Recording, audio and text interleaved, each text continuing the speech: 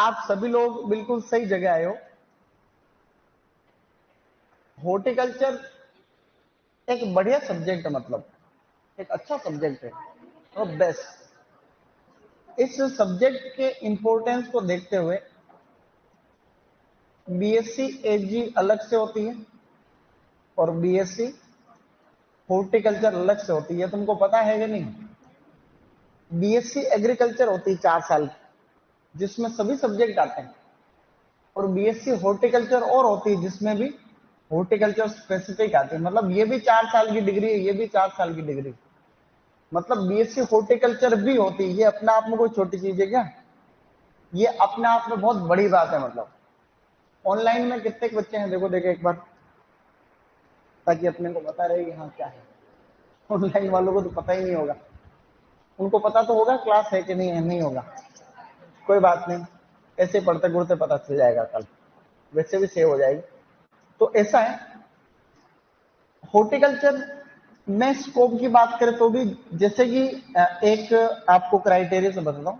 मैंने आपको पहले भी कहा था कि टोटल एग्रोनॉमी का जो प्रोडक्शन एग्रीकल्चर का, वो है अपना लगभग 325 मिलियन टन में कह रहा था, और हॉर्टिकल्चर का लगभग 350 मिलियन टन। तो अकेला हॉर्टिकल्चर सब्जेक्ट बाकी सब सब्जेक्ट को टक्कर दे रहा कि नहीं दे रहा? तो इसका मतलब अपने आप में इसका है लेवल। सभी सब्जेक्ट की अपनी एक हिस्ट्री होती है, तो हॉर्टिकल्चर की भी अपनी एक हिस्ट्री है, जैसा कि मैंने आपको पहले बताया होगा, नहीं तो अभी बता रहा हूं। देखो, हॉर्टिकल्चर जो शब्द है, शब्द को कहते हैं टर्म। क्या कहते हैं? हॉर्टिकल्चर शब्द को सबसे पहले किसी ने तो काम में लिया होगा भाई। हिस्ट्री जब हम लोग पढ़ते हैं, किसी भी सब्जेक्ट की हिस्ट्री पढ़ते हैं, धरती की उत्पत्ति के बाद में ये धरती बनाई मैंने, इस बार थोड़ी छोटी बन गई लेकिन धरती है ये। अब इस धरती के ऊपर जीवन की उत्पत्ति हुई, बाद में धीरे धीरे धीरे धीरे इंसान आया। उसके बाद में जब उनका इंटेलेक्चुअल लेवल बढ़ा, बौद्धिक क्षमता, तो धीरे धीरे धीरे धीरे सभी सब्जेक्ट के बारे में भी उनको जानने की इच्छा धीरे धीरे होने लगी, अभी तक भी जारी। तो हॉर्टिकल्चर शब्द कोई बहुत पुराना थोड़ी ना है।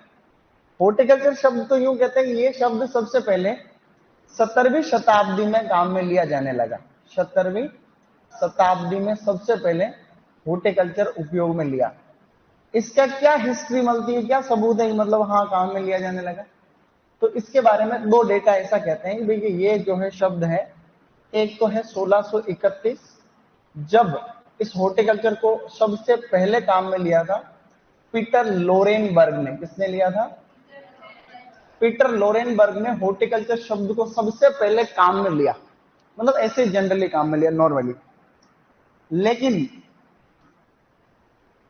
सन 1658 में एक बंदा था, एक साइंटिस्ट मान लो, व्यक्ति मान लो, उस समय 1600, जिनका नाम था एडवर्ड फिलिप।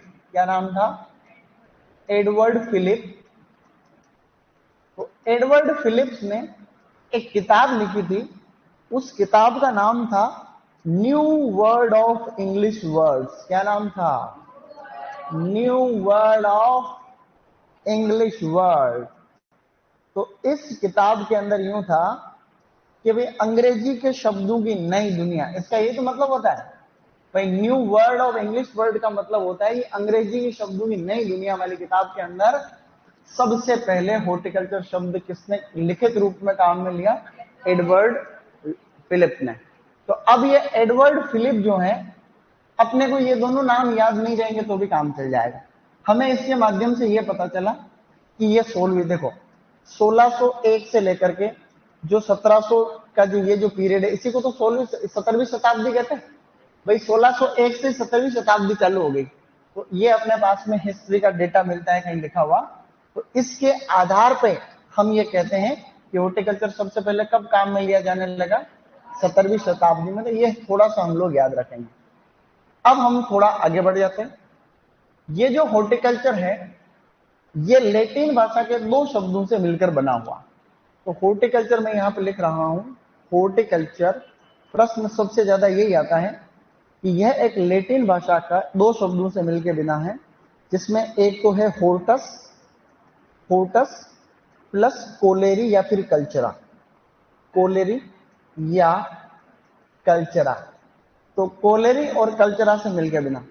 होर्टस का मतलब तो क्या होता है? गार्डन। क्या होता है? गार्डन। और स्कोलेरिया कल्चर का मतलब क्या होता है? खेती करना, यानी कि टू कल्टीवेट। तो मैं अंग्रेजी में लिख रहा हूं, लेकिन इसका मतलब आपको ऐसे याद रखना है। तो होर्टस का मतलब तो क्या हुआ, और इस कल्चर का मतलब क्या हुआ? तो हम सीधा सीधा हॉर्टिकल्चर को ये कह सकते हैं, यहां पे लिख रहा हूं मैं ब्रैकेट में, कि हॉर्टिकल्चर का मतलब होता है कल्टीवेशन ऑफ गार्डन क्रॉप्स। क्या अपन ये नहीं कह सकते? Cultivation of garden crops. तो शुरुआत में यह समझा जाता था कि जो भी क्रॉप को गार्डन में ग्रो किया जाता है उन सभी को ही हम लोग क्या कहते हैं? हॉर्टिकल्चर कहते हैं। As simple as.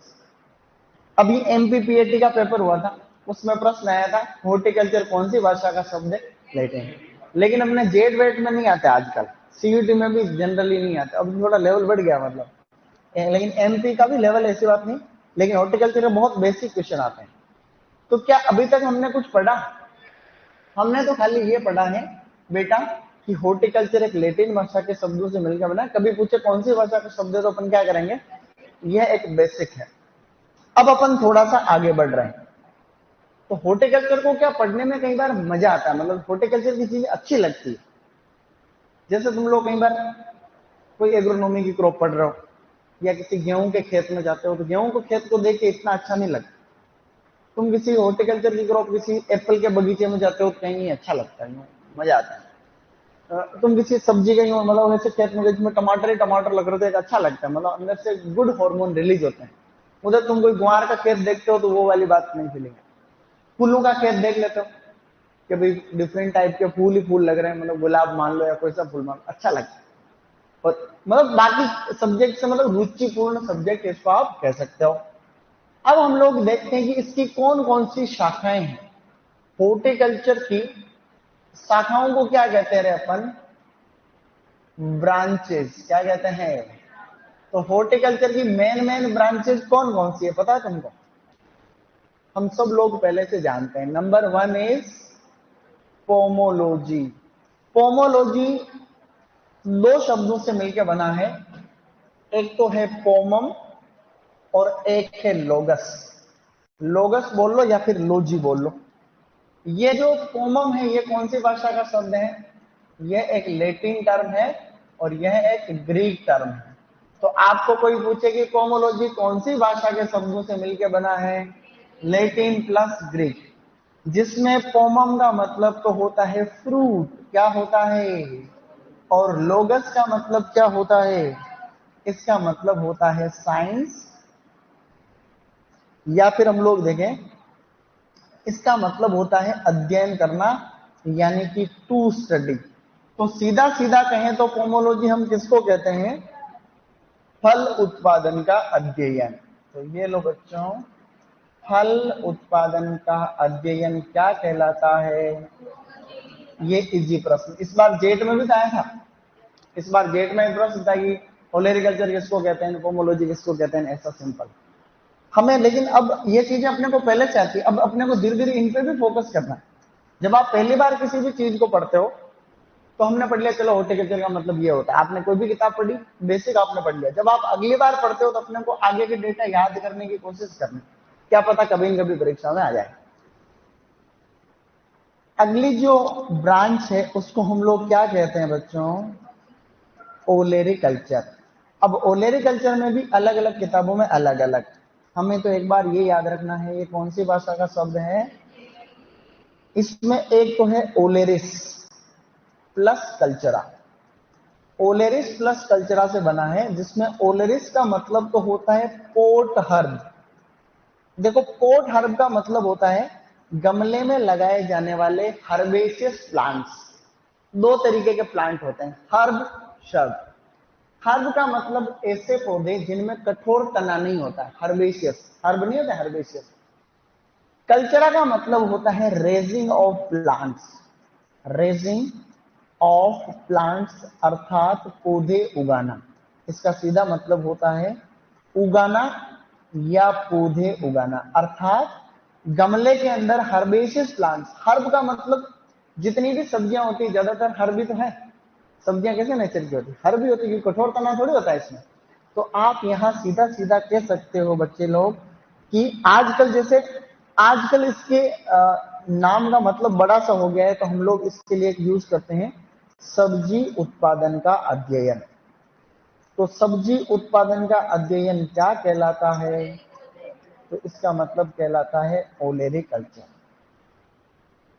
तो दो ब्रांच होगी मोटी मोटी, एक तो होगी पोमोलॉजी, एक और ये बीएचयू के पेपर होते थे, तो हॉर्टिकल्चर के 15 प्रश्नों में से एक प्रश्न तो इसी का आता था कि भैया पोमोलॉजी किसको कहते हैं, ओलेरिकल्चर किसको कहते हैं। क्या इसमें कोई बड़ी बात है क्या?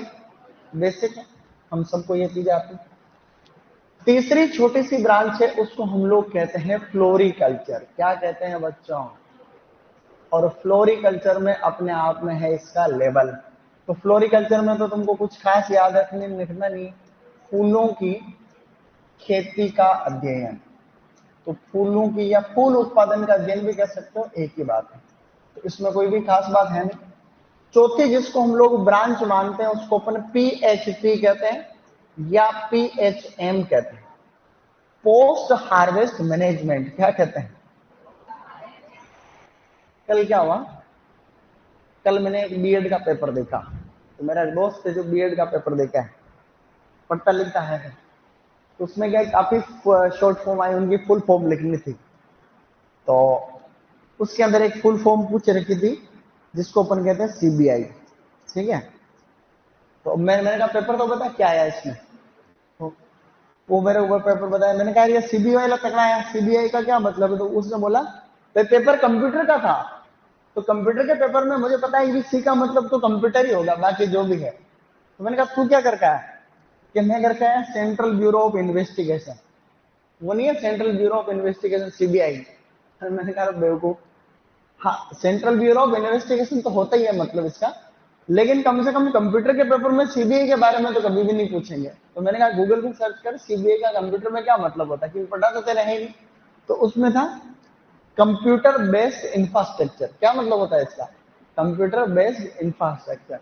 इन सभी की फुल फॉर्म अपने सब्जेक्ट से रिलेटेड होती है। और फुल फॉर्म याद करने में देखो एक चीज है, तुम कॉलेज में जाओगे तो अनस्टैंड फुल, जैसे मैं तुमको एक फुल फॉर्म बताता हूँ, IUCN। कौन कौन बता सकता है इसके फुल फॉर्म? IUCN है, इसका मुख्यालय स्विट्जरलैंड में। International union for conservation of nature and natural resources. क्या होती है इसकी full form? International union for conservation of nature and natural resources, मतलब प्रकृति और प्राकृतिक संसाधनों के संरक्षण के लिए ये अंतरराष्ट्रीय संस्था मतलब एक बनी हुई है। लास्ट का शब्द याद रख लो, nature and natural resources. Nature and natural resources, इस एन का मतलब है नेचर एंड नेचुरल रिसोर्सेज। तो international union for conservation of nature and natural resources मतलब प्रकृति और प्राकृतिक ये जितने भी, यही तो तुम्हारे रेड डेटा बुक निकालता है पागल। तुमको पता है क्या? जो रेड डेटा बुक नहीं जिसमें प्रजातियां विलुप्त हो जाती है उनका डेटा लिखते, वो कौन रिलीज करता है? IUCN। इसका मुख्यालय कहां पर है? स्विट्जरलैंड के अंदर। तो इसकी फुल फॉर्म क्या हुई? International union for conservation. इतना ही याद रखो, international union for conservation. International international union for conservation of nature and natural resources. तो ये फुल फॉर्म पढ़ने का क्या एक मतलब पागलपन होता है, कोई भी आदमी शॉर्ट फॉर्म को देख करके पहचान ले इसका मतलब। ऐसे कई तरीके के और भी होते हैं, जैसे तुमने वो भी नाम सुना होगा, इसके बारे में अभी ज्यादा लंबा टॉपिक हो जाएगा, अभी तो इसके बारे में सीख लो खाली एक बार, ठीक है ना। इसको कहते हैं पोस्ट हार्वेस्ट टेक्नोलॉजी। क्या कहते हैं? Post harvest. इसको आप लोग पोस्ट हार्वेस्ट मैनेजमेंट भी कह सकते हो। कोई भी पौधा होता है, जैसे बीज को बोने से लेकर के ये अपने फल वगैरह लग रहे माना कि, तो बीज बोने से लेकर के फल लगने तक की जो प्रोसेस है इसको तो कहते हैं प्री हार्वेस्ट। क्या कहते हैं? जो भी चीजें अपन कहते हैं प्री हार्वेस्ट टेक्नोलॉजी, और इसके बाद वाली चीजों को कहते हैं पोस्ट हार्वेस्ट टेक्नोलॉजी। मतलब जब तक खाने तक हम लोग काम में लेते हैं तब तक, मतलब फल लगने के बाद में उनको तोड़ने से लेकर के खाने तक की तकनीक को अपन क्या कहते हैं? Post harvest technology. ये भी अपने आप में बहुत लंबा चौड़ा टॉपिक है। इसमें हम लोग क्या क्या पढ़ते हैं बच्चों? परिरक्षण। क्या पढ़ते हैं? परिरक्षण को क्या कहते हैं? प्रिजर्वेशन। क्या कहेंगे? और एक इसके अंदर आता है प्रसंस्करण। क्या है बेटा? प्रसंस्करण को क्या कहते हैं? प्रोसेसिंग। क्या कहेंगे? और मूल्य संवर्धन वगैरह, काफी मार्केटिंग भी इसी में आती है।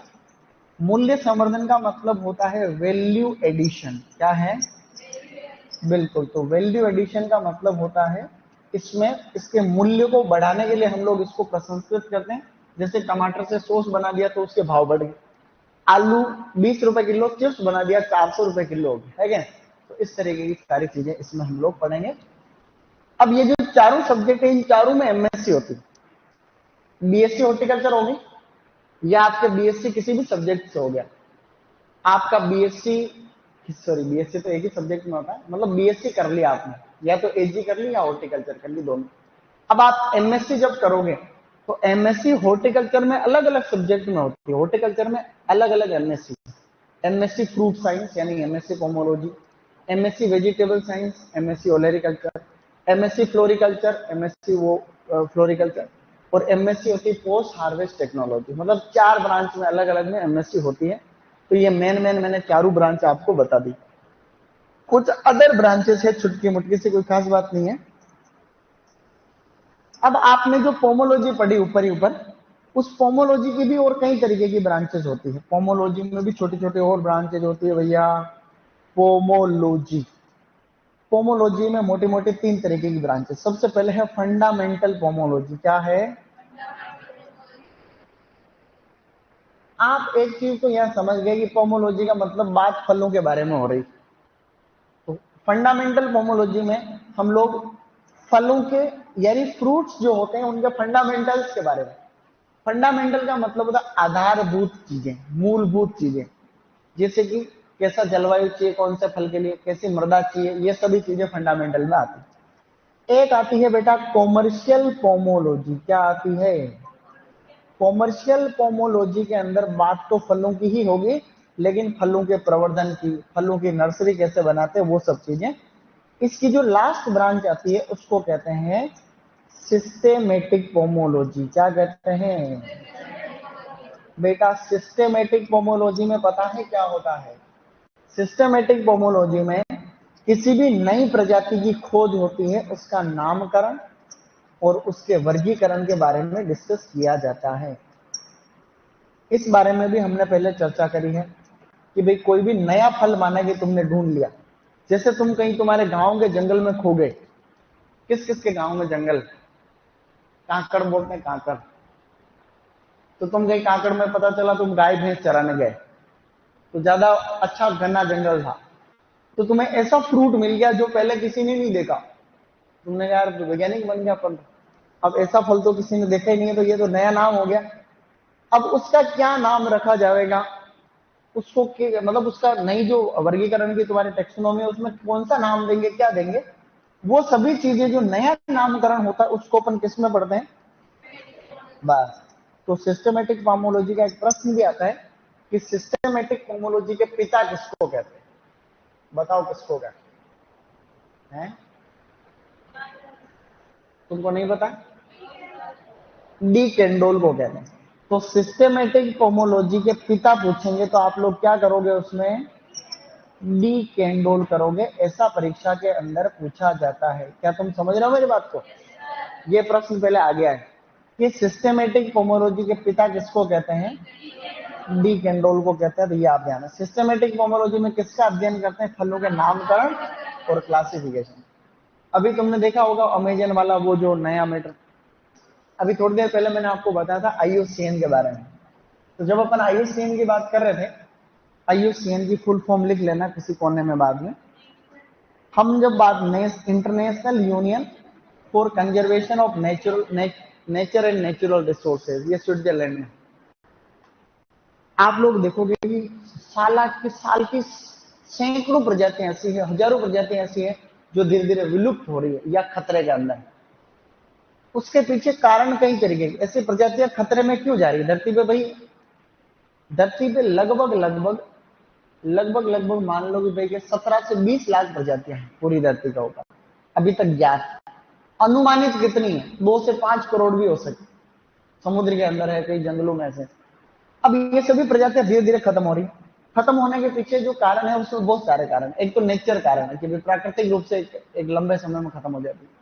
मानव जनित कारण को बोलते हैं एंथ्रोपोलॉजिक रीजंस। एंथ्रोपोलॉजिक, मानव से संबंधित के लिए शब्द काम में आता है एंथ्रोपोलॉजी। क्या आता है? एंथ्रोपोलॉजी का मतलब वो मानव जनित, ऐसे बिल्डिंग बना रहे हैं, कोई फॉरेस्ट को काट रहे हैं, कट रहे हैं, फाट रहे हैं, इस तरीके से। अभी तुमने परसों एक फोटो देखा, उसी से रिगार्डिंग बात निकल गई, इसलिए बात कर रहे हैं अपन। तो अमेजन के फॉरेस्ट की जो एक ट्राइब है, देखो अमेजन, सही लिख रहे हैं अपन? नहीं लिख रहे हैं। अमेजन फॉरेस्ट, फॉरेस्ट लिखना चाह रहे थे। अमेजन का फॉरेस्ट तो तुमने देखा होगा, ये मैं नहीं दिखाना चाह रहा हूँ। मैं ये दिखाना चाह रहा हूँ 5 दिन पहले की news. New tribe news. America के फॉरेस्ट के अंदर ये वाला फोटो बड़ा वायरल हो रहा है। मतलब ये ब्राजील में है, ये अमेरिका का जो जंगल है, ये ब्राजील वाला कौन सा अमेजन का जो जंगल, ये साउथ अमेरिका में, दक्षिण अमेरिका के ब्राजील देश के आसपास, पूरा लाखों किलोमीटर में। तो वहां अभी लेटेस्ट ये गए, इसमें इस जंगल में बहुत सारी जनजातियां रहती है जिनको पूरी दुनिया के बारे में पता ही नहीं कि वास्तव में इस धरती पे इतना डेवलपमेंट हो गया, इतने सारे लोग और भी रहते हैं। इनको पता है कि हम लोग ही से दिखे, इनको ये लगता है कि धरती पे हम ही से दिखे। ऐसे ट्राइब है, कपड़े भी नहीं है, देख लो नंगे पुंगे घूम रहे हैं। तो अब इनको क्या हुआ, ये जंगल में रहते थे, जंगल में ही खाते, इनको कुछ नहीं पता। लेकिन सरकार ने क्या है कि बड़े स्तर पर बड़ी बड़ी कंपनियों को जंगल को काटने, लकड़ी काटने का ठेका दे रखा। तो धीरे धीरे लकड़ी इतनी कट रही है, इनका जो है नेचुरल, जहां ये रहते हैं, इनका प्राकृतिक निवास है, जो नेचुरल हैबिटेट है, उसको छोड़ छोड़ करके समुद्र के किनारे आ रहे हैं। तो ये हेलीकॉप्टर से लिया हुआ फोटो ऊपर, समझ रहे हो क्या? तो ये इस तरीके से अपनी हरकतों की वजह से ये देखो, ये खत्म हो रहे धीरे धीरे। ये अभी लेटेस्ट है, 5 दिन पहले ही न्यूज है। एक अपने अंडमान निकोबार द्वीप में एक जगह है, उसका नाम पता है क्या है? सेंटिनल द्वीप। तुमने नाम सुना होगा, है सेंटिनल ट्राइब। ये अपने सेंटिनल है ना, सेंटिनल। तुम भी देख रहे हो कौन सा सब्जेक्ट चल रहा है। ये सेंटिनल ट्राइब है, इसमें अभी तो इसके फोटो डाल रहे हैं, बाकी ये ऐसा है। इसके बारे में बताता हूँ मैं तुमको थोड़ा सा, इसका सही फोटो देखना। इसमें ऐसा नहीं कपड़े नहीं पहन रखे, वो फोटो देख लो तुम। ऐसा है कि जिसमें इन्होंने कुछ पहन रखा, उसी की बात कर रहे हैं अपन अभी। ये अपने अंडमान निकोबार द्वीप समूह पे एक छोटा सा द्वीप है, उसका नाम है सेंटिनल द्वीप। ये आईएएस में प्रश्न आया था 2-3 साल पहले। वो ट्राइब ऐसी है, अंतरराष्ट्रीय स्तर पे कानून बने हुए हैं कि भाई कोई भी प्रजाति उसकी नेचुरल जगह पे रहती है और उसको बाहर की दुनिया का कोई ज्ञान नहीं है, तो उसको डिस्टर्ब नहीं किया जाएगा। वो अपने स्तर पे अच्छे जैसे जैसे रह रहे हैं, वो अपने स्तर पे रह रहे हैं। तो वहां पे कोई नहीं गया, लेकिन एक अमेरिका या पता नहीं यूक्रेन का कोई न्यूज का जो पत्रकार था कोई, तो वो पत्रकार क्या था, वो उन्हें उसने चोरी छुप के वो चला गया वहां पर। अब चोरी छुप के चला गया तो दूर से फोटो ले रहा था, तो इन्होंने ऐसे तीर मार के मार दिया उसको। मतलब नाम लेके गया, तो ये कहा कि मैं उसको बातें करूंगा, उनसे उनके जीवन में सुधार लाऊंगा, ऐसे करूंगा ऐसे करूंगा, ऐसे करके गया। तो ये ऐसे गया तो दूर से तीर चलाया और उसको, पत्रकार को खत्म कर दिया। इन लोगों का निशाना और नहीं छूटता, देखे तुमने देखा होगा। अरे इनका देखा तुमने कभी? तुम्हारे गांव में भी जो ऐसे ट्राइब रहते हैं, जैसे कोई भील है या ऐसे कोई कालबेलिया है, जो जो वो अलग अलग, कोई खरगोश मारता है, कोई तीतर मारते हैं ऐसे, तो उनका निशाना, वो गुलेल से भी निशाना चूकता नहीं है उनका, मतलब वो सटीक निशाना लगता। तो पत्रकार गया, उस पत्रकार को वहीं सल्टा दिया। तो ऐसे कर, तो ये सभी अपने धरती के ऊपर पाए जाने वाली ट्राइब्स हैं, जिनकी लैंग्वेज अलग है, जिनका पूरा सिस्टम अलग है। हम सबको इनको बचाने की आवश्यकता है, क्योंकि क्योंकि प्रकृति को बचाने का काम इनके पास ही है। यही तो लोग हैं जो किसी देवता के नाम पे पेड़ों को बचाते हैं, किसी के नाम, जैसे बिश्नोई समाज में मान लो आप लोग, तो वो कुछ ऐसे, जैसे वो ब्लैक बक होता है ना, ब्लैक बक, एंटीलोप, एंटीलोप सर्विकार्पा कुछ नाम है उसका, तो वो एक काला हिरण टाइप में आता है। तो उसको कोई मारे तो फिर वो उसको सल्टा देता। तो इतना ध्यान है। पहले अमृता देवी खेजड़ी, जो खेजड़ी के पेड़ के ऊपर खिजड़ली आंदोलन तुमने सुना। तो कुल मिला के एनवायरमेंट का भी बड़ा इंपॉर्टेंस है। तो इस सिस्टमेटिक पोमोलॉजी में हम लोग कोई भी नई प्रजाति की अगर खोज होती है, नया फ्रूट, तो उसकी स्टडी हम लोग करते हैं। तो हॉर्टिकल्चर की हमने 4 ब्रांच पढ़ी, pomology, olericulture, floriculture, post harvest technology. कुछ अन्य शब्द हैं यहाँ पे जो मैं ऐसे जनरल नॉलेज के लिए लिख रहा हूँ। आपको कोई पूछे कि विटीकल्चर में किसका अध्ययन करते हैं अपन, तो विटीकल्चर में खेती में अध्ययन हम लोग करते हैं अंगूर की खेती का अध्ययन। अंगूर की खेती को सीधे ही मान लो, अंगूर की खेती को विटीकल्चर। आपको कोई पूछे बेटा सिट्रीकल्चर, तो नींबू वर्गीय फलों की खेती का अध्ययन। नींबू वर्गीय फलों की खेती, तो नींबू वर्गीय फलों की खेती आपके सामने ये लो भैया। इसी तरीके से ये दो तो आप लोग हल्का सा ध्यान रखो। एक नोट करके एक टर्म आप लोग और ध्यान रख लेना भले ही चाहो तो। तुमने कभी नाम सुना होगा स्वर्ण क्रांति का, नाम सुन रखा है क्या? इसको सुनहरी क्रांति थोड़ी कह सकते हैं क्या? इसको आप सुनहरी क्रांति भी कह सकते हो। सुनहरी मतलब सोने जिस, गोल्डन रिवॉल्यूशन क्या कहते हैं इसको। हाँ, ये गोल्डन रिवॉल्यूशन का टाइम जो था ये 1993 से लेकर के 2003-4 का टाइम था, जब फलों का उत्पादन अनसंत तरीके से बढ़ गया। फलों का कोई भी क्रांति कब होती है? 1857 की क्रांति कब हुई? जब सिस्टम हिल जाता है। कोई भी क्रांति का मतलब ये रहता है जब अप्रत्याशित, अनप्रेसिडेंटेड प्रोडक्शन होता है, मतलब ऐसा बड़े स्तर का बदलाव होता है, तब हरित क्रांति होती है। हरित क्रांति जब हुई 4000 सालों में इतना उत्पादन नहीं हुआ, उतना उत्पादन 1966-67 के अंदर गेहूं का और चावल का हुआ। तो इसका मतलब क्रांति, हरित क्रांति, ग्रीन रिवॉल्यूशन। तो इसमें कभी भी पूछे कि इसका संबंध किससे है, तो फल उत्पादन से, बस, या पोमोलॉजी से मान लो या फल उत्पादन से। इसके भी पिता पूछे जाते हैं कि गोल्डन रिवॉल्यूशन के पिता कौन है बताओ? हैं? गोल्डन रिवॉल्यूशन के फादर है डॉक्टर के.एल. चड्डा। क्या नाम है? Doctor KL. चड्डा का नाम बड़ा फेमस है भैया। हॉर्टिकल्चर की जो किताब नहीं चलती क्या, हैंडबुक ऑफ हॉर्टिकल्चर, मैं बताया देता हूँ कई बार। हैंडबुक ऑफ हॉर्टिकल्चर के जो दोनों वॉल्यूम है हॉर्टिकल्चर, तो हैंडबुक ऑफ हॉर्टिकल्चर इन्होंने ही लिखी है डॉक्टर के.एल. चड्डा के नेतृत्व में। जैसे अपन इस नेट पर लिखते हैं ताकि अपन इनके भी दर्शन कर लेते हैं के.एल. चड्डा कैसे दिखते हैं। Doctor KL. टेंशन मतलब चड्डा ले, डॉक्टर के.एल. चड्डा देखो है कि नहीं, ये देखो ये इधर है। तो doctor KL. Chadha president of Horticulture Society of India, being conferred Padmashri by Pratibha Devi Singh Patil, honourable president of India. तो ये हॉर्टिकल्चर सोसाइटी ऑफ इंडिया के चेयरमैन है और ये डॉक्टर के.एल. चड्डा है कि नहीं, लेवल है ये। यहाँ पे एम.एस. रंधावा है, रंधावा के बारे में अभी बात करनी रही। Doctor KL. Chadha Indian Academy of Horticulture Sciences, इसके भी प्रेसिडेंट है। कई चीजें बनी हुई है, जैसे कई सारे फेमस नाम और भी है कई सारे। ये प्रेसिडेंट, ये तो एक्चुअली ये एक संस्था है, हॉर्टिकल्चर का कोई प्रेसिडेंट नहीं होता है, ये एक संस्था है। जैसे अभी इससे पहले जो संस्था थी उसका नाम था हॉर्टिकल्चर सोसाइटी ऑफ इंडिया। जैसे ऐसे भी होते हैं Indian society of soil science, ऐसे अलग अलग सोसाइटी बनी है भारत सरकार के उपक्रम। ये भी अलग सोसाइटी, पहले वो हॉर्टिकल्चर सोसाइटी ऑफ इंडिया अलग है, ये अलग है Indian Academy of Horticulture sciences. इस तरीके की छोटी छोटी कई संस्थाएं बनती है, भारत सरकार बनाती है और फिर किसी भी एक अच्छा आदमी को उसका डायरेक्टर बनाती है जो काम करने में ठीक हो, अनुभवी हो। तो करना कुछ नहीं, पीएचडी तो आपको करनी है।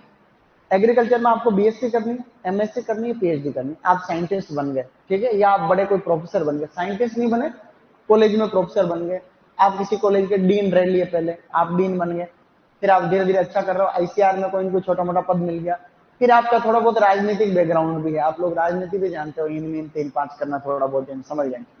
तो ऐसे में क्या, तो फिर क्या करते हैं ये लोग बनाते हैं, मतलब भारत सरकार में मंत्री लोग या तो क्या यार के ये काम कौन अच्छे से कर लेगा, तो दिमाग में आता है यार के वो कुछ साइंटिस्ट है, तो एक तो पहले दूसरा काम कर रहा है, तो किसको बनाए, डॉक्टर के.एल. चड्डा को बना दो, क्योंकि योग्य भी है, डिग्री होना मायने देता है, लेकिन नॉलेज भी होना चाहिए। डिग्री तो हजारों लोगों के पास, भाई हॉर्टिकल्चर के अंदर डिग्री तो हजारों लोगों के पास में, लेकिन जो डीन है, जो साइंटिस्ट है, कई सालों से काम कर रहे, लेकिन कम उम्र वालों को कम बनाते हैं, क्योंकि अनुभव चाहिए, कई चीजें क्या अनुभव के बाद में है कि नहीं। तो ऐसे ये सारे लोग अलग अलग में हैं, कोई किसी संस्था में है, कोई इसमें। ये यहाँ पे देखो, यहाँ पे पंजाब सिंह, ये है president national academy of agriculture sciences, ये अलग से कोई संस्था है। तो ऐसे करके काफी सारी लंबी चौड़ी ये देखो कहीं अलग अलग है ऐसे। तो सभी चीजें हैं धीरे धीरे। ये देखो, ये इनका नाम तो तुमने सुना होगा, जो पिछले पहले पशुपालन मंत्री थे, परसोत्तम भाई Rupala, honourable union ministry of state for agriculture, ऐसे करके ये परसोत्तम। ये सभी नाम आप लोग पढ़ोगे तो धीरे धीरे धीरे धीरे कोई नेता है तो कोई मंत्री है तो कोई क्या है। तुम्हारे में से बनना चाहता, तुम प्रेसिडेंट बनना चाहते हो, तुम अच्छी बात है। तो अरे तो उसमें अच्छी बात है, बन सकते हैं। सबसे पहले अपने को कुछ भी नहीं करना। देखो, अगर आपको बड़े से बड़े पद पे जाना है तो आपको क्या करना चाहिए? एक तो आपको रहना ईमानदार अपने काम के प्रति। कोई आपको कितने भी पैसे दे तो एक तो रिश्वत नहीं लेनी कभी, क्योंकि कोई बड़ा आदमी आपके हाथ में जिम्मेदारी कब देता है पता है? भले ही मैं खुद कितना ही बड़ा भ्रष्टाचारी आदमी हूं, लेकिन मेरे को मेरे खजाने की रुकाली रखनी है मन्ना की, तो मैं ऐसे आदमी को कभी नहीं बनाऊंगा जो रिश्वत या चोर होगा। मैं कितना भी चोर हूं, लेकिन मैं उसकी देख रेख के लिए ऐसा आदमी बनाऊंगा जो ईमानदार है, जो अपने काम के प्रति जो है बिल्कुल ऐसा। तो हमेशा ईमानदारी और अनुशासन आपके खून के अंदर होना चाहिए, सबसे पहली क्वालिटी। और ईमानदारी इतनी महंगी क्वालिटी है कि हर किसी के बस की बात नहीं। ऑनेस्टी एक इतना बड़ा गुण है जो हर किसी के पास होता नहीं है। देखो सही, चाहे कितना ही बड़ा आदमी हो। अभी तुम माना कि आईएएस बन गए, ठीक है, तुमने जैसे तुम कह रही हो तुम आईएएस, कई बार आईएएस को भी बनाते हैं, जितनी भी आपने पढ़ाई कर रखी है सीनियर आईएएस को बना, तुम एक आईएएस बन गए। अभी वो उसकी तरह नहीं, वो पूजा की तरह नहीं, वो पूजा इस सुबह बात कर रहा था, वो आईएएस बनी, अभी तो उसकी ट्रेनिंग चल रही है, 2 साल ही नहीं है पूरा। और वो सरकार को पत्र लिखती है, मेरे को बड़ा सा रहने के लिए बंगला चाहिए, ओडी कार चाहिए, ऐसे चाहिए वैसे चाहिए। सरकार ने कहा ये सेवा के लिए आई है, खुद भोग करने के लिए आई है। भाई आप लोग किसी भी सर्विस में जा रहे हो तो सबसे पहले आपका अंदर भावना सर्विस की होनी चाहिए। ईमानदारी के साथ में आपको चाहिए सर्विस, यानी सेवा की भावना की मेरे को देश में बदलाव लाना है। सबसे बड़ी सोच यही होती है कि मेरे को चेंजेस लाना है। किसमें चेंजेस लाना है? जो आदमी गरीब है, दलित है, पिछड़ा वर्ग है, गरीब है, ट्राइब बेल्ट के लोग हैं, जो नीचे जाते हैं, जो जानते कुछ नहीं, उनके जीवन में मेरे को बदलाव लाना है। इस आपको उद्देश्य के साथ में आपको जाना पड़ेगा। अभी अपने विदेश मंत्री कौन है? एस जयशंकर, अभी विदेश मंत्री। तो जब नरेंद्र मोदी की सरकार बनी थी सबसे पहले, तो उसके बीच में अभी 2019 में क्या हुआ, जैसे सुषमा स्वराज शांत हो गई, वो पहले विदेश मंत्री थी सुषमा स्वराज, लेडीज भी बन सकती है, ऐसी बात नहीं। अभी अभी कभी भी किसी भी लाइन में किसी व्यक्ति को यह नहीं बोलना चाहिए कि भाई कि महिलाओं के लिए ये है, पुरुषों के लिए है। आजकल समान है, सब लेडीज पुरुष सब एक जैसे हैं। मतलब कोई बदलाव किसी को करना नहीं चाहिए, मतलब किसी भी क्षेत्र में या किसी भी जगह पे कोई भी डिस्क्रिमिनेशन नहीं, भेदभाव नहीं। तो विदेश मंत्री बन गए अब एस जयशंकर कौन है? एस जयशंकर जो भारत के आईएएस थे, पहले आईएएस का मतलब आईएफएस थे, इंडियन फॉरेन सर्विस में थे, और भारत सरकार की तरफ से कई अलग अलग देशों में सेवाएं दे चुके थे। कि चाइना में भारत के डिप्लोमेट रह चुके हैं, अमेरिका के अंदर रह गए हैं, ब्राजील में, कई देशों के अंदर इंडिया के जो है वो, जिसको आप लोग एम्बेसडर कहते हैं, एम्बेसडर नाम सुना, एम्बेसडर, राजदूत। सभी देशों में सभी देशों के राजदूत रहते हैं। जैसे भारत के दुनिया में 200 देश हैं, तो भारत के 200 राजदूत सभी देशों में है। भारतीय विदेश सेवा, इंडियन फॉरेन सर्विस, जैसे आईएएस होता है उसी एग्जाम से आईएफएस भी बनते हैं, आईएएस आईपीएस भी उसी एग्जाम से बनते हैं। तो सबसे बड़ी सेवा ये तीनों होती है, आईएफएस, आईएएस और आईपीएस, ये तीनों सिविल सर्विस एग्जाम से बनते हैं। तो वो आईएफएस थे, कई देशों में रह चुके, अब वो रिटायर्ड हो गए। रिटायर्ड होकर के कोई एक छोटी मोटी प्राइवेट कंपनी ज्वाइन कर ली उन्होंने, कोई प्राइवेट नोएडा में या उत्तर प्रदेश में कोई ज्वाइन करके काम करें। नरेंद्र मोदी का जो आपका प्राइम मिनिस्टर ऑफिस होता है ना, पीएमओ, यहां से एक लेटर जाता है कि आपको बुलाया है। किसने बुलाया है? पीएमओ में आपको बुलाया है। तो इनको मोदी जी बोलते हैं कि आप भारत के विदेश मंत्री क्यों नहीं बनते हो? तो इन्होंने कहा यार मैं गरीब आदमी, मैं तो आराम से बिल्कुल पतले से बिल्कुल नॉर्मल से आदमी, यार मैं अपने काम में मस्त हूँ, तो मेरे को क्या क्या लेना देना। उन्होंने कहा ये अच्छा है आपको, तो उन्होंने फिर के सोच लो आप, तो उन्होंने सोच लिया कि विदेश की सेवा करने का मौका है। भाई इतना अवसर किसी को विदेश मंत्री बनाने को छोटी मोटी बात थोड़ा होती। तो बिना किसी चुनाव लड़ाए सीधे आदमी को विदेश मंत्री बनाए। कोई भी आज मोदी जी चाहे तो मेरे को भी मंत्री बना सकते, हालांकि बनाएंगे नहीं मेरे को। 6 महीने तक मैं कोई भी चुनाव जीते बिना मंत्री रह सकता हूँ। 6 महीने के अंदर अंदर मेरे को पार्लियामेंट का मेंबर बनना रहता है, वो पार्टी बना देती है जिससे तैसे करके, वो सरकार का काम रहता है। तो इनको फिर राज्यसभा से मेंबर बना के अभी ये आपके जो है भारत के विदेश मंत्री एस जयशंकर, इनके कभी इंटरव्यू सुनना, लेवल ले, मतलब ऐसे तुम देखा करो, थोड़ी रुचि रखा करो। हैं कहाँ देखोगे जो तुमको, एस जयशंकर, ये एस जयशंकर है।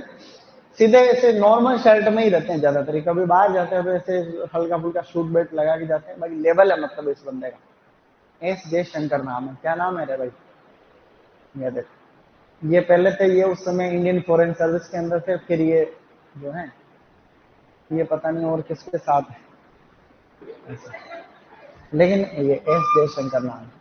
तो क्या हमने अभी तक कुछ पढ़ा क्या? ठीक है, अब तुमको मैं, अब एक चीज मुझे बताओ, क्या तुमको लिखने की आवश्यकता है? क्या करोगे? कौन कौन लिखना है? कुछ भी नहीं लिखा हुआ है, सही बताओ, लिखोगे? हाँ तो लिखना शुरू करो, फिर थोड़ा सा और लिखाता हूँ।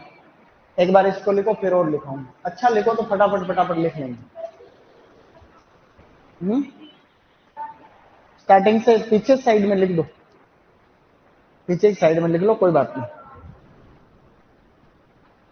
यह एक नई कॉपी बना लेना छोटी सी। आज आप लोग लिख लो इसको, जिसको भी लिखना है वो लिख लो। बाकी जितने भी यहाँ बैठे हैं सब लिखेंगे तो ज्यादा अच्छा रहेगा। जितने भी लोग यहाँ बैठे हैं तो आप सब लोग लिखोगे तो ठीक रहेगा। फिर आपको और चीजें बताऊंगा मैं, काफी सारी अच्छी अच्छी वाली। ये क्लास बैकअप क्लास है, और बैकअप क्लास का मतलब जिन्होंने स्टार्टिंग की क्लास नहीं ली है उनके लिए बैकअप क्लास। ये बुक का नाम है। इस बुक के अंदर सबसे पहले जो है इन्होंने हॉर्टिकल्चर शब्द लिखा है, इन्होंने, है ना, 1658 में। तो ये एक्स्ट्रा है पूरा मैटर, लेकिन आप लोग अपने नॉलेज को बढ़ाएं। हाँ,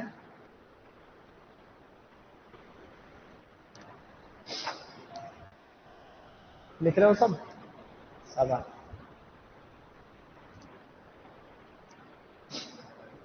कोई चीज समझ नहीं आए पूछ लेना, अभी बता दूं। IUCN के फुल फॉर्म भी लिखाऊंगा अभी ऊपर कोने में।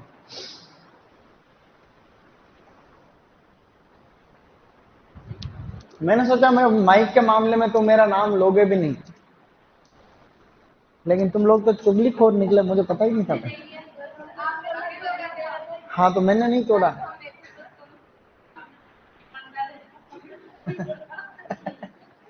तो मैंने ईमानदार तो अभी बोला ना, तुम लोग पहले से ईमानदार हो तुम लोग।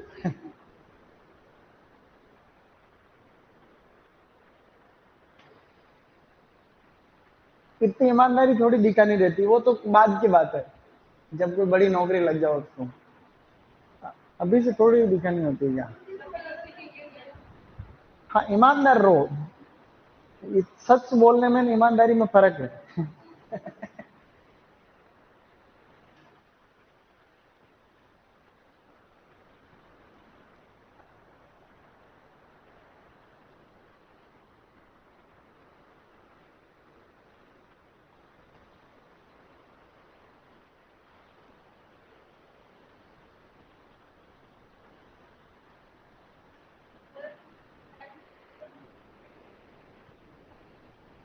आ, 28 वाले में अभी तो मैंने पेपर बनाया नहीं हालांकि, लेकिन चाहे तो बेस मेजर टेस्ट है क्या वो, तो अपन दे दें क्या ये टॉपिक पे थोड़ा सा?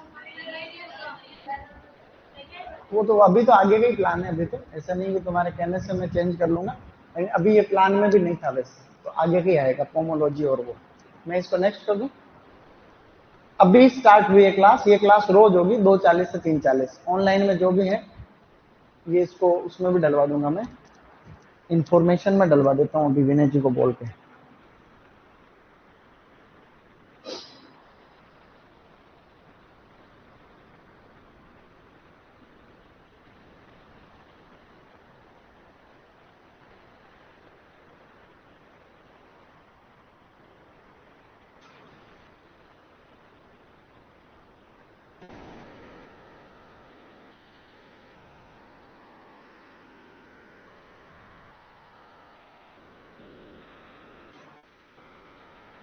लिख लिया होगा? गुड। नोटिफिकेशन लिख देता हूँ, नोटिफिकेशन।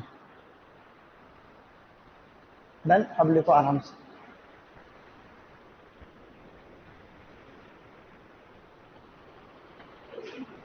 छूट गया क्या? छूट गया? छूट गया है, लिख लिया? ठीक है, फिर नेक्स्ट लिखो।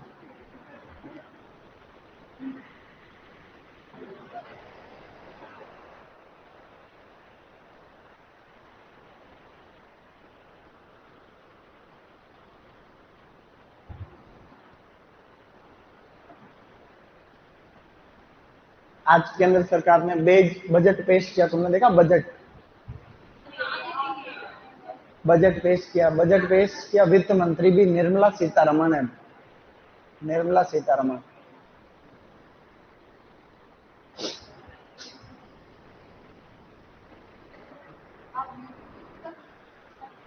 मैं तो यूपीएससी का पेपर नहीं देना चाहता हूं। मैं तो, मेरे को तो कहाँ आती इतनी चीजें। नहीं नहीं, ऐसा नहीं, मैं तो ऐसे जनरल करता हूँ। मैं सारे टॉपिक पे बात करता हूँ। मेरे को पानी पीना है, लेकिन वो इसके तुम्हारे पास पानी है क्या? होगा झूठा नहीं है। लिख लिया सबने? कोई बात नहीं।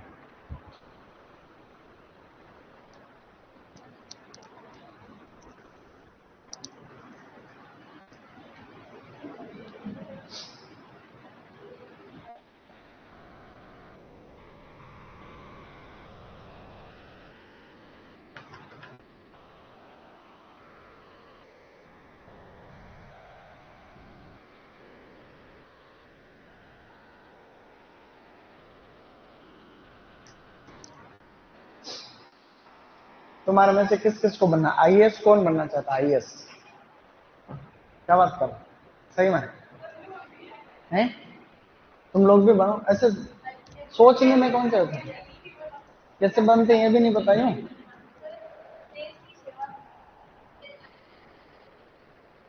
नहीं, हाँ वो तो सही बात है। सेवा तो अपन में गृहिणी भर के भी कर सकते। हाँ, अरे तो मैंने ये कब कहा कि भाई आईएएस बन के सेवा कर सकते हैं? मैंने ये थोड़ी बोला क्या? अभी बोला कभी? हाँ, नहीं वो मैं नहीं बोल रहा। ऐसा ही भाई सेवा करने के तो कई तरीके हो सकते हैं, ऐसा आईएएस का जरूर नहीं है। हो गया? मैं यूं नहीं कह रहा भाई, मैं यूं कह रहा हूँ भाई कि आईएएस बनना चाहते हो तो बन सकते हो यूं। हाँ, आईएएस जो आईपीएस एक ही बात है, इसमें ज्यादा फर्क।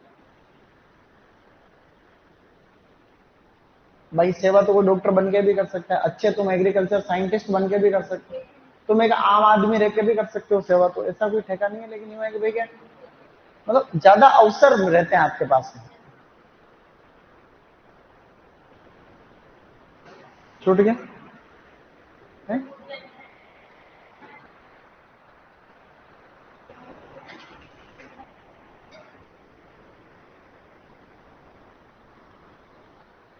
तुमने अभी तक भी नहीं लिखा? छूट गया? तो फिर क्या मतलब है? बातों पर ध्यान ज्यादा तुम्हारा।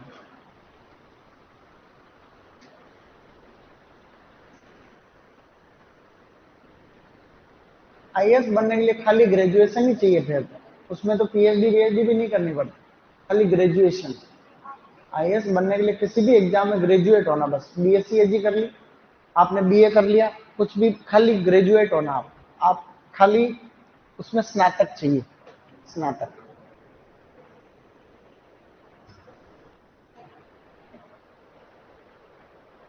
मैंने नेक्स्ट कर दिया, जल्दी लिखो तुम लोग।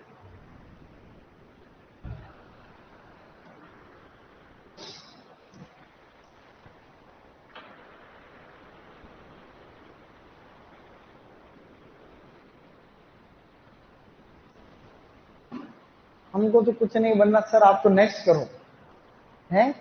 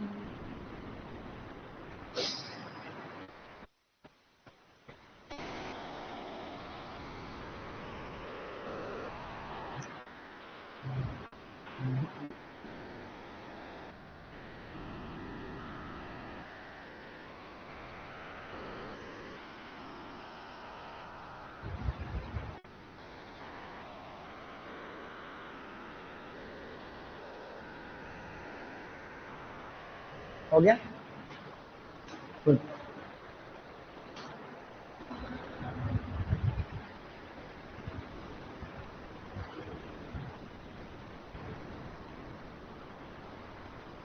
नब्बे % लोगों को तो गांव में यार पता ही नहीं रहता है कि भाई हम जो बनना चाहते हैं वो बनते कैसे हैं। गांव में ये दिक्कत है कि जैसे IAS बनना चाहते हैं, पता ही नहीं कैसे बनते। जब पता चलता है तब तक तो क्योंकि शादी कराएंगे घर वाले, अब देर हो जाती है तब। इसलिए सही उम्र में सही पढ़ना बहुत जरूरी, कम समय। जिम्मेदारी आने के बाद में नहीं पढ़ सकता आप।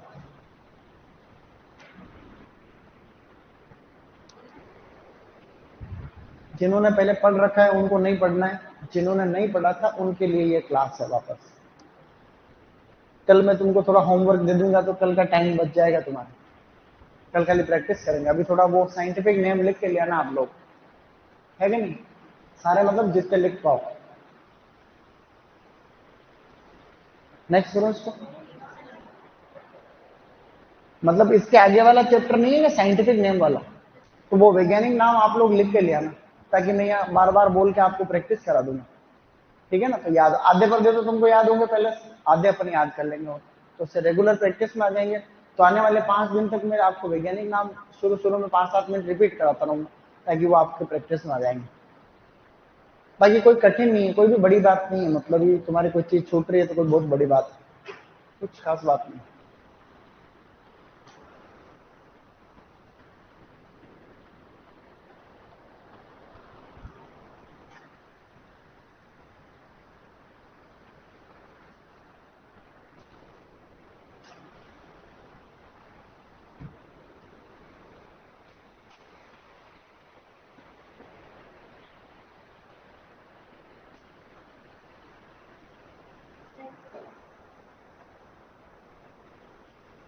ये लास्ट इसको लिख लो पूरा उस पर।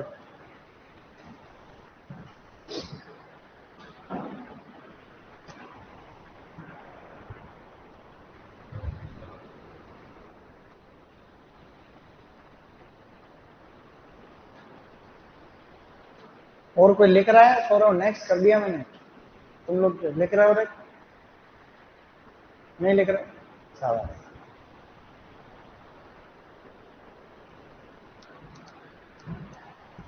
एक नाम बोल रहा हूँ, किस किसने सुना हुआ है बताना मेरे को। किरण बेदी। किरण बेदी है, वो इंडिया की फर्स्ट IPS ऑफिसर। तो वो उनके कितने बड़े, उनकी लिखी हुई किताब भी पढ़ना तुम लोग, गर्ल्स को खासकर पढ़ना चाहिए। बुक का नाम तो नहीं पता, बता दूंगा, देख कर देखो, मैं बताता हूँ, देखो। उनके किससे बड़े फेमस, कल बताऊंगा।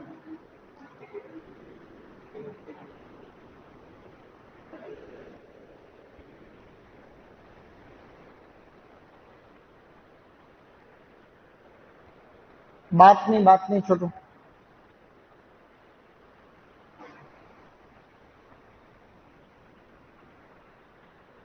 मेरे को इस किताब का नाम पता रहना चाहिए था, लेकिन पता ही नहीं है। लो,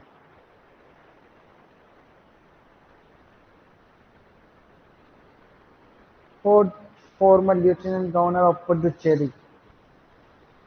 पुडुचेरी की गवर्नर भी रही है, पुडुचेरी। पांडिचेरी नहीं, पांडिचेरी। उसके गवर्नर भी रह चुके हैं अभी थोड़े दिन पहले। उनकी फेमस बुक कौन सी है जो देख रहा हूं मैं? डन।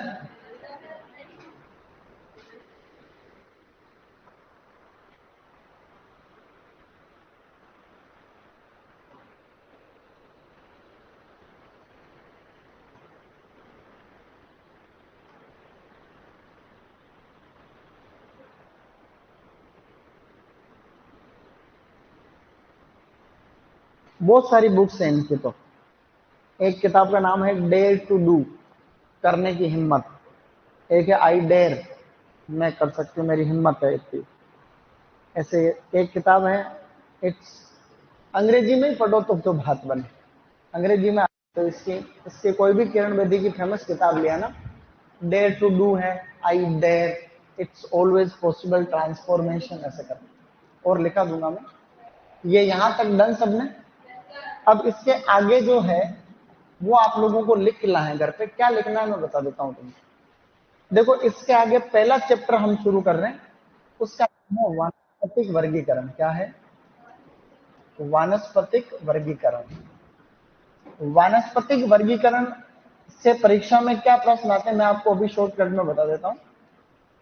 इधर एक तो है आपके फल और सब्जियां। ये चैप्टर इतना ज्यादा इंपॉर्टेंट है गाइस कि हर एग्जाम में कम से कम 2, अधिकतम 3, 2-3 प्रश्न जेट और सीयूटी में इस अकेले चैप्टर से आ जाते हैं। मतलब इसमें हम लोग पढ़ते हैं फल और सब्जियों के बोटनिकल नेम, मतलब इनका बोटनिकल नाम क्या होता है फल सब्जियों का, उनकी फैमिली कौन सी होती है, उनमें गुणसूत्र कितनी है और उनका उत्पत्ति स्थल क्या है। ये चारों चीजें हम लोग इस चैप्टर में पढ़ते हैं। वैज्ञानिक नाम क्या यानी वनस्पतिक नाम क्या है, उनका कुल क्या है, गुणसूत्र कितने हैं और उत्पत्ति क्या है।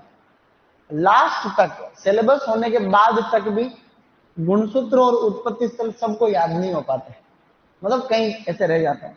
तो हमको शुरुआत में ही इनको याद कर लेना है। तो फल जितने भी हैं इनकी वापस 2 कैटेगरी,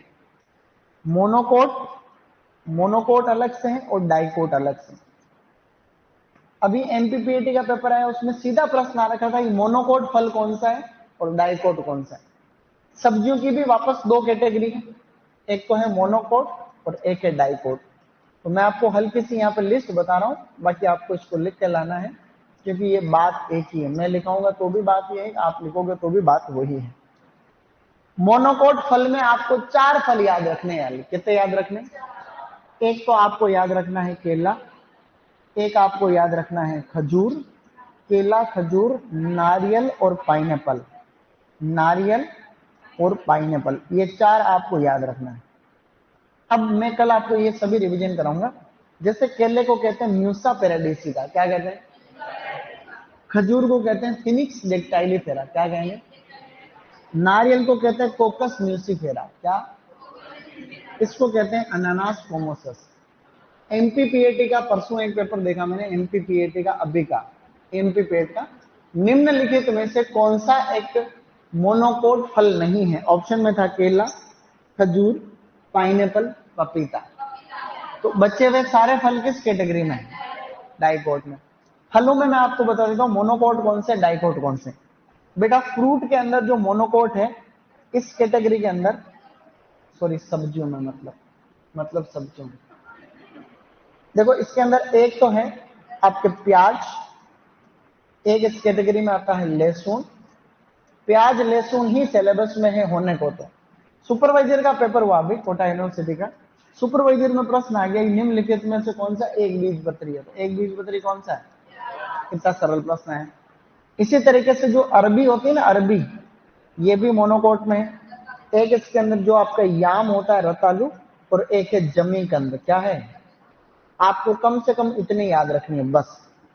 ये ऊपर वाली 2 आपके सिलेबस में, ये तीनों नहीं। अरबी को कहते हैं कोलोकेशिया एस्कुलेंटा, क्या कहते हैं? रतालू को कहते हैं डायोस्कोरिया स्पीसीज। अमोर्फोफाइलस कंपानुलेटस। तो अब जैसे मैंने आपको ये तो शॉर्टकट में बताया, अब जब कल आप ये पूरा टॉपिक, इसमें 2 टेबल है, वो 2 मेरे को मैं बताता हूँ। ऑनलाइन वाले हैं उनको भी ये होमवर्क करके आना है। जैसे तुमको यहाँ पे क्या करना है बच्चे लोग, ये इतना सा है, ये तो फल, ये सब्जियां। तुम इतना सा भी नहीं लिख सकते क्या? करते हैं नहीं लिख सकते क्या? इतना सा और इतना सा मैं लिखाऊंगा तो भी यही बात है। फिर अपन इसकी करेंगे प्रैक्टिस। क्या करेंगे? तो अपन प्रैक्टिस अपने पास में पूरे 1 मिनट है, तो अपन प्रैक्टिस तो कर ही सकते हैं। IUCN की फुल फॉर्म लिखो, इंपोर्टेंट है। इकोलॉजी में तुम्हारे प्रश्न आएगा, तुम्हारे इकोलॉजी में प्रश्न आएगा। IUCN international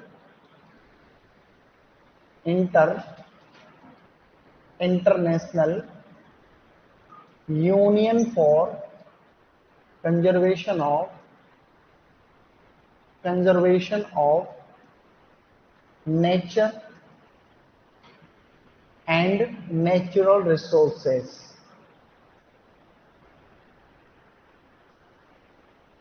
nature and natural resources, IUCN। IUCN की फुल फॉर्म है। इसका जो हेड क्वार्टर है इसका हेड क्वार्टर जो है वो आप लोगों का स्विट्जरलैंड में है। Switzerland. Nature and natural resources, nature and natural resources, इसका हेड क्वार्टर है स्विट्जरलैंड। स्विट्जरलैंड बड़ा सुंदर देश है। ज्यादातर अंतरराष्ट्रीय संगठन है ना वो कहां पे है? स्विट्जरलैंड में। बड़े बड़े जो हैं, और कौन कौन से हैं मैं तुमको और बताता हूं। एक पहले मैं चेक कर लेता हूं, क्योंकि अनशंट इंस्टीट्यूट अंतरराष्ट्रीयों की संख्या 200 से ज्यादा है।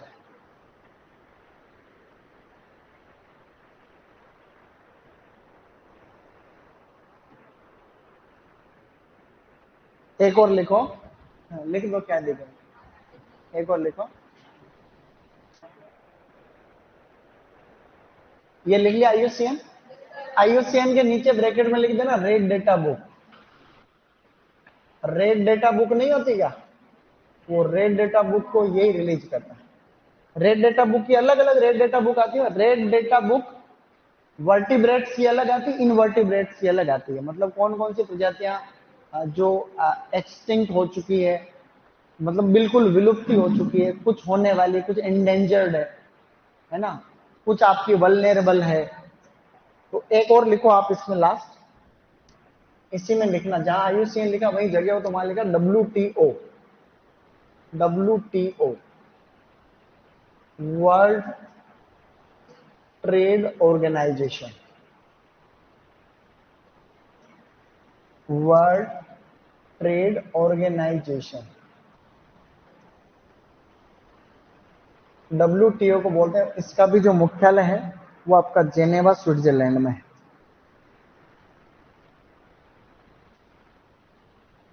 Geneva Switzerland, Geneva Switzerland. एक और है,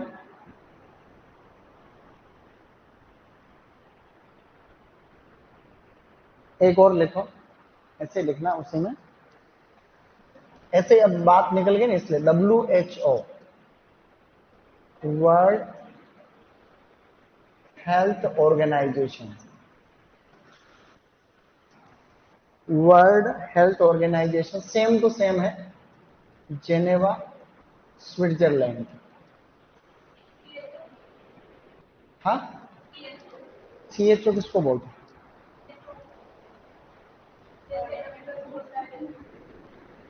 सेंट्रल, ये सब इंटरनेशनल है ये सब।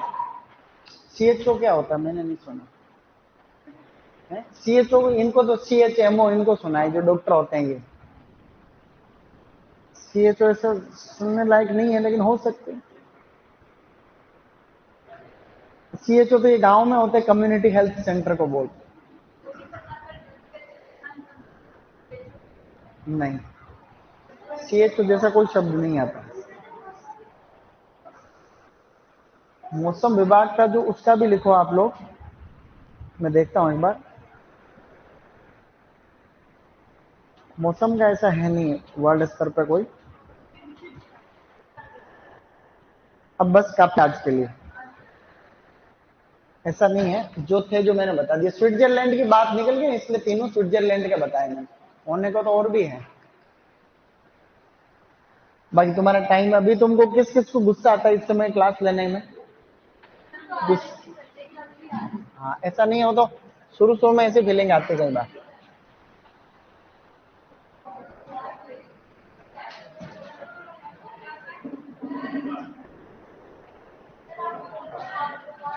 एक सेकंड रुको।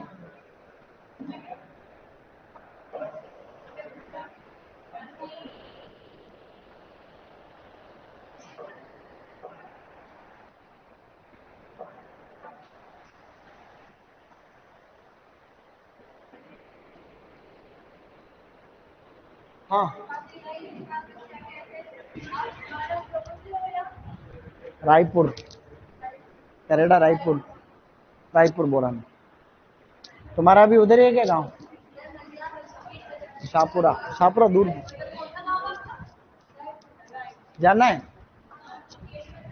बाहर वालों की क्या टेंशन ले रहा। एक बार क्या हुआ, तुलसीदास जी ने तुलसीदास